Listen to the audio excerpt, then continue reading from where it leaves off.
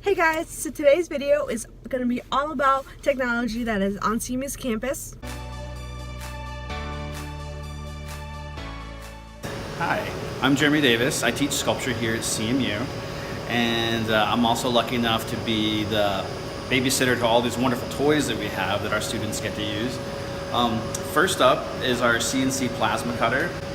This is a pretty cool tool. This is something you normally only find in like parts manufacturing and businesses that need to make things quickly. But here we get to use it to make artwork. So it's kind of exciting. We use it in a very unorthodox way. This machine is really neat because it combines a plasma cutter, which is a tool that uses air and electricity combined to create the fourth state of matter, which is plasma. So this tool burns at 30,000 degrees, which is 3 times hotter than the surface of the sun, and is able to cut through steel in seconds. And this machine is computer controlled, hence the CNC name. So we use files the students design, and it will follow a path that's pre-programmed in, and it'll use the plasma cutting function to actually cut through steel. Wow. Here we have 30 MakerBots, different sizes. We've got most of them running right now, making files. So a lot of the files that you're seeing actually started out as clay sculptures. Oh. And then we use a process called photogrammetry to take about 100 pictures of the sculpture from all angles, and then we compress it into a 3D file, which the student can then work on some more and then print out on our MakerBots. So it's kind of like a digital mold. And this skull, this was actually made from an MRI or a CAT scan of a living person. Oh my god. So we actually able to scan someone's bones and print them out. And if you have a piece that's too large, we can use software to print it out in pieces. So we can make a life-size print. And what's cool about this is when I sculpted this piece, originally it was half this size in clay.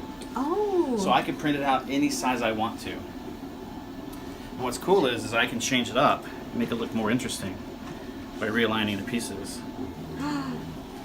This is our newest 3D printer. Ooh. This is called the Form 2. This printer is capable of 10 times the resolution of the MakerBots that you just saw.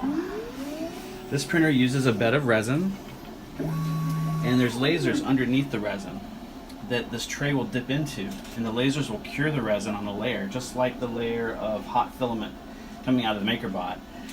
And then it lifts up, swipes the tray, and then drops down again for the next layer. And so it prints your pieces upside down until it's finished. So this is an interesting piece. A lot of people have seen this sculpture. Mm-hmm. This is the Woman of Willendorf. This is considered by many art historians to be the oldest artwork on the planet. It's probably debatable now. Okay. But it comes from around 30,000 BC. So this artwork is very famous. So I went to the museum that owns the artwork, and they provide a high-resolution digital scan of this artifact. Wow. I downloaded it, we printed it out. So here's the print. Wow. And then we made a mold to make a casting in sand and resin so that we could replicate the look, the weight, and the feel. That's that one? And that's this one. Wow. So here you go.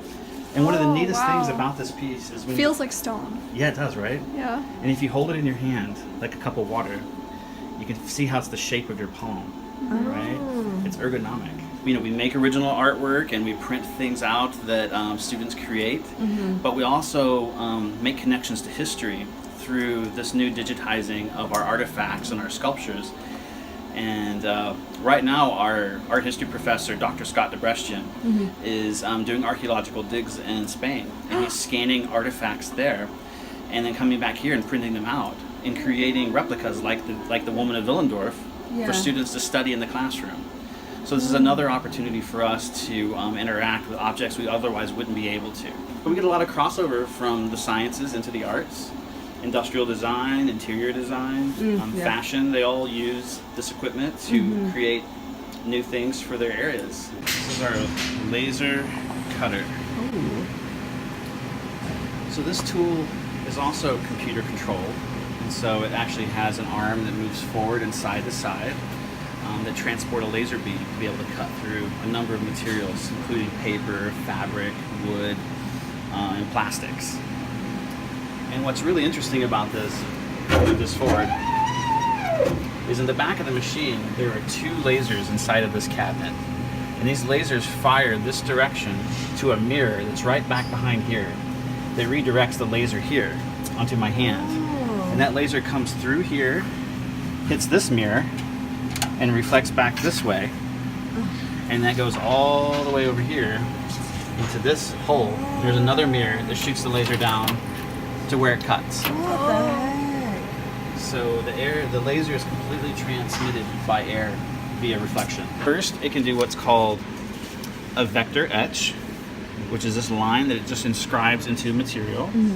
And then it does a raster etch, which is where it uses multiple passes to eat away material in an even way. So it's kind of like an inkjet printer that way. Okay. And then it can do a cut.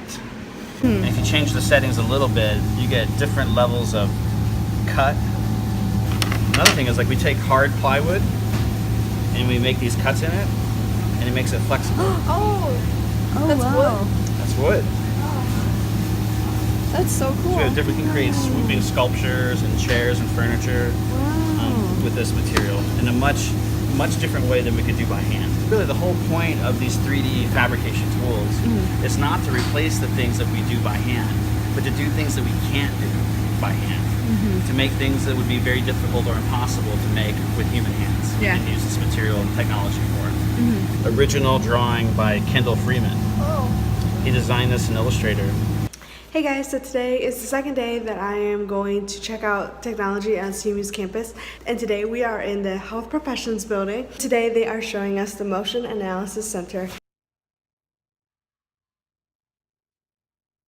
The Motion Analysis Center is a modern facility dedicated to the study of human movement. There is research in virtual rehabilitation, human development, biomedical modeling, motor control, and the development of quantification tools for the clinic. If you want to learn more about the Motion Analysis Center, check it out on CMU's website. And if you guys want to learn more about the plasma cutter, laser cutter, or the 3D printers, definitely don't hesitate to reach out. But with that, that's all I have for you guys today. But make sure to always like and subscribe and fire up chips.